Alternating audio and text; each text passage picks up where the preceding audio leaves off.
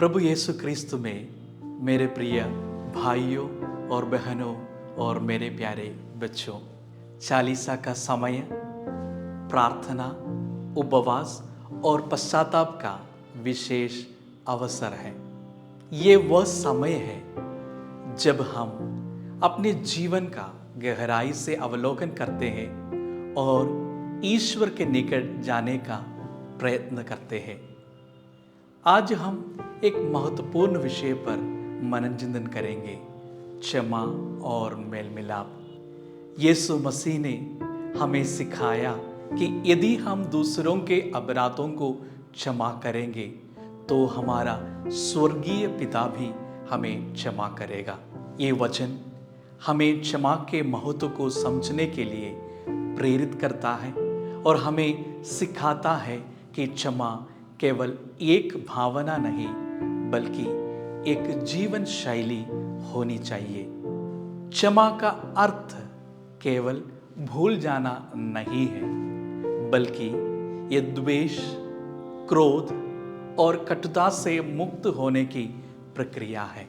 जब हम दूसरों के प्रति दुर्भावना रखते हैं तो हम न केवल अपने हृदय को बोझिल कर लेते हैं बल्कि ईश्वर के अनुग्रह से भी दूर हो जाते हैं। बाइबल में क्षमा के महत्व के बारे में बताते हैं, हे प्रभु, कितनी बार मैं अपने भाई को क्षमा करूं? क्या 7 बार तक? यीशु ने उत्तर दिया, मैं तुमसे यह नहीं कहता हूं कि 7 बार बल्कि 70 गुना 7 बार। ये हम संत मत्ती के अनुसार सुसमाचार अध्याय 18 सदवचन 21 और 22 में पढ़ते हैं। यदि कोई कहता है कि मैं ईश्वर से प्रेम करता हूं और अपने भाई से बैर रखता है तो वह झूठा है। यीशु ने क्रूस पर से कहा, पिता, इन्हें क्षमा कर, क्योंकि ये नहीं जानते कि ये क्या कर रहे हैं। संत लूकस के अनुसार सुसमाचार अध्याय 23 में हम लोग पढ़ते हैं। यीशु स्वयं क्षमा का सर्वोच्च उदाहरण है। उन्होंने हमें सिखाया कि हम अपने शत्रुओं से भी प्रेम करना चाहिए और उन्हें क्षमा करना चाहिए। क्षमा से हमारे जीवन में शांति आती है। जब हम दूसरों को क्षमा करते हैं तो हम अपने हृदय में ईश्वर की शांति का अनुभव करते हैं। क्षमा करने से मन की शांति मिलती है, रिश्तों में सुधार होता है, हम ईश्वर के अधिक निकट आते हैं। हम अपने भीतर प्रेम और करुणा विकसित करते हैं। क्षमा करने में कठिनाइयां और उनका समाधान। सबसे पहले, क्यों क्षमा करना कठिन होता है? जब हमें कोई गहरी चोट पहुंचती है तो हमारे मन में क्रोध और बदल की भावना आ जाती है। अहंकार हमें क्षमा करने से रोकता है। हमें लगता है कि यदि हम किसी को क्षमा कर देंगे तो वह फिर से हमें नुकसान पहुंच सकता है। हमें यह डर होता है कि क्षमा करने से हमारी कमजोरी प्रकट होगी। कैसे क्षमा कर सकते हैं? सबसे पहले प्रार्थना करें। ईश्वर से प्रार्थना करें कि वह हमें दूसरों को क्षमा करने की शक्ति प्रदान करता है। और दूसरी बात, ईसा मसीह का अनुसरण करें।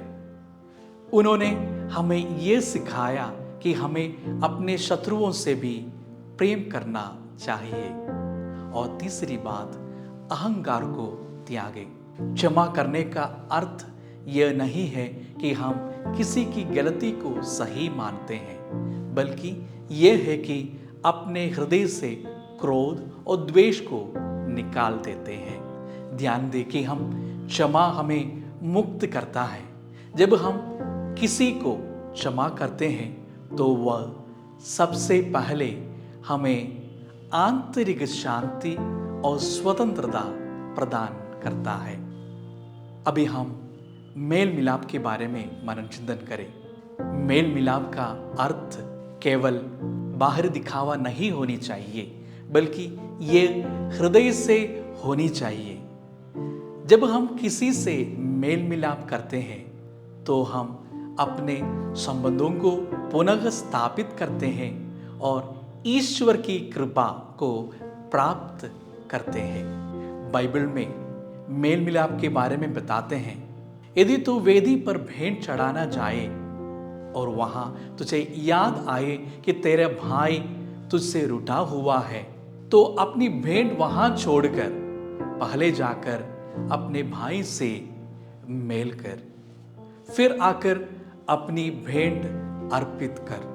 संत मत्ती के अनुसार सुसमाचार अध्याय 5 सदवचन 23 और 24 में हम लोग पढ़ते हैं। संत पौलुस कहते हैं, यदि संभव हो तो जितने तुम पर निर्भर है सब मनुष्यों के साथ मेल रखो।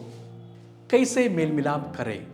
दूसरों की भावना को सबसे पहले समझे और साहस पूर्वक पहला कदम उठाए और सच्चे हृदय से माफी मांगे और दूसरों को क्षमा करें और अपने परिवार और समुदाय में मेल मिलाप का बढ़ावा दें।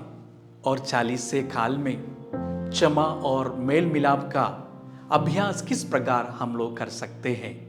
40 से काल में सबसे पहले आत्मनिरीक्षण और आत्म सुधार का अवसर देता है और इस 40 से काल में अपने परिवार में प्रेम और क्षमा को अपनाए।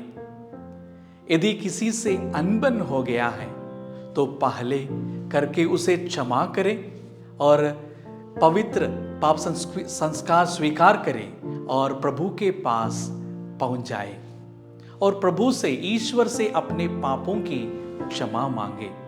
सकारात्मक बदलाव लाने का संकल्प ले। प्यारे भाई और बहनों, यदि हम दूसरों को क्षमा करेंगे तो ईश्वर भी हमें क्षमा करेगा।